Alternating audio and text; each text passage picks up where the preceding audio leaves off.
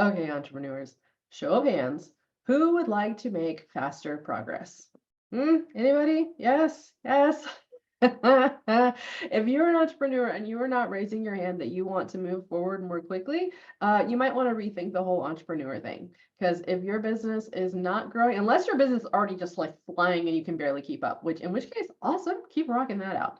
But if your business is not growing as an entrepreneur, your business is shrinking. And if your business is shrinking, that means something has gone wrong or you don't want to be there anymore and it's time to get out.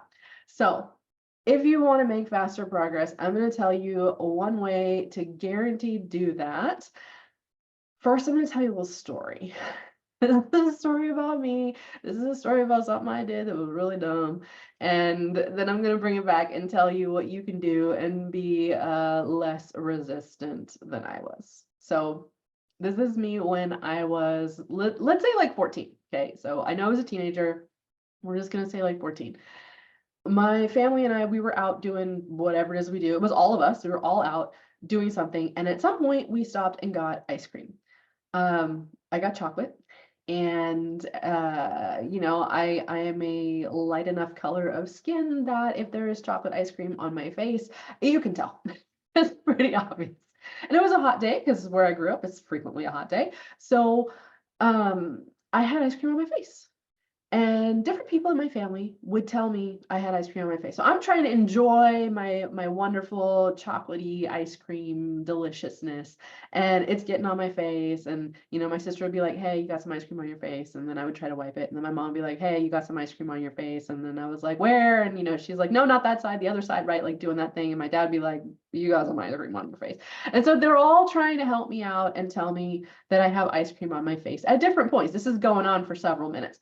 And I'm starting to get frustrated because I'm just like, yo, trying to enjoy my ice cream. Will you please stop telling me that it's on my face? I know it's on my face. I know, right? It's fine. So I thought, I thought that the plan was I would eat the ice cream. I would enjoy the ice cream. It would get on my face. And after that, not a big deal. They would tell me where it was and I would wipe it off and we would be all done. So basically, I just wanted to strategize what we were doing here, right? Like enjoy the ice cream. Yes, it gets on my face. And then we will clean up at the end and all good. As a teenager, I find this hilarious because I now have teenagers and I totally get this. As a teenager, I probably did not express my desired system very well. I'm pretty sure that I included some angriness and fussiness in whatever it is that I said. And at that point, my family was like, whatever. And they just ignored me. They're like, fine, if you want to have ice cream on your face, have ice cream on your face. So we finished eating ice cream and we went around doing the rest of the things that we were going to do that day, which was at least a couple more hours of stuff. It's not like ice cream was our last stop. We're doing the rest of the things that we're going to do that day. We get home. I go in the bathroom and I see my face. It is not cute, y'all. It is not cute. There is chocolate ice cream all around the mouth, nose, cheeks area. Like I don't know what I was doing with this ice cream, but I did not do a quality job of putting it all into my mouth. So here I am at the height of teenager embarrassment age. And I'm so angry now, like so mad, just so mad. Because why didn't they tell me, right? Why didn't you tell me? Why didn't you tell me? Oh my gosh, you guys didn't tell me. And they were like, we tried to tell you. You rejected us telling you, so we stopped telling you. At which point I was like, oh, yeah, I was kind of a turd. Got it. So, point here. People who care about you will try to help you.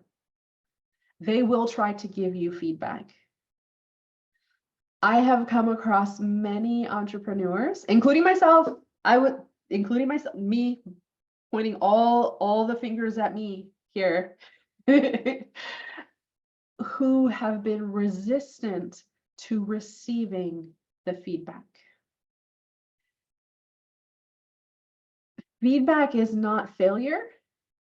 Failure is just feedback. It is telling you when things don't work. And when other people who like you and care about you come to you and say, hey, I don't quite understand this, or this thing isn't really working, or I'm not sure if that's the best profile pic you could possibly put up, something along those lines, they are trying to help you. They are trying to save you from yourself.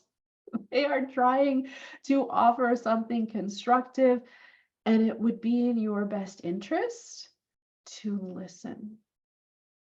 Be open to the feedback that people provide you. Be open to the suggestions. Be open to the learning that comes from failure. None of those things are bad. None of those things are trying to hurt you.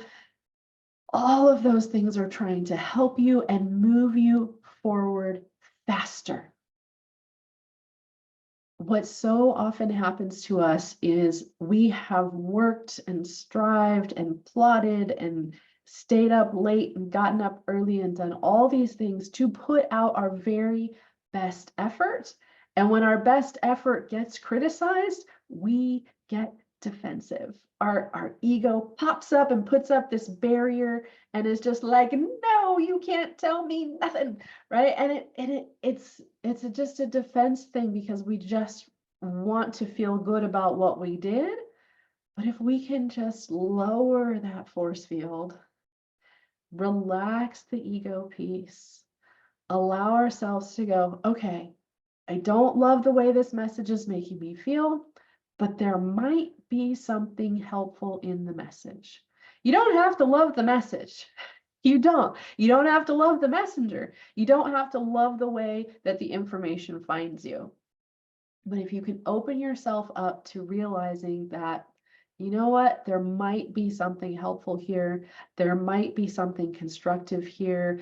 I've had 3 people tell me that this thing sucks. Maybe I'm not reaching my target. Maybe I could do a revamp. One step better, ask a follow-up question. If they give you that feedback, ask, what is it about this that's not working for you? Where do you think I went wrong? What might be better?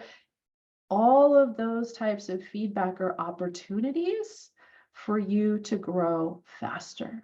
So if you are feeling like you are stuck, if you're feeling like things are just not working, if you're feeling like I'm trapped in this loop and I can't get out, maybe it's because you closed yourself off to the possibility of failure and you closed yourself off to the feedback that is coming to you. Do not be afraid of either one of those things. Yes, they suck. Yes, they're hard. I have taken things before mastermind groups that I am in, and I've been like, hey, here's my stuff. And they have been like, shh, red ink all over everything. But you know what? They probably saved me about 2 years of trying to figure that out and test it on my own by doing it in the matter of a few minutes, doing it in the matter of a 1-hour session. And then I can go and revise right away instead of going down the wrong path for a really, really long time.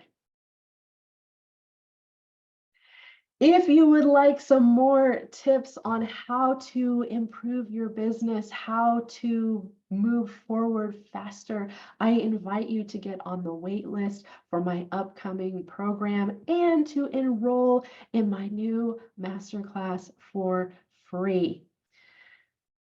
CamilleDiaz.com/waitlist is how to get on the wait list. People who are on there will get the very best information, pricing, all of that kind of stuff on the program. But even so, they will also get immediate or early access to the masterclass. The masterclass is going to be on how to get more done and make more money without working more hours. I cannot wait to share this success formula with you and all of the fabulous information that I have compiled in there. So definitely get yourself on there as soon as you possibly can. CamilleDiaz.com/waitlist.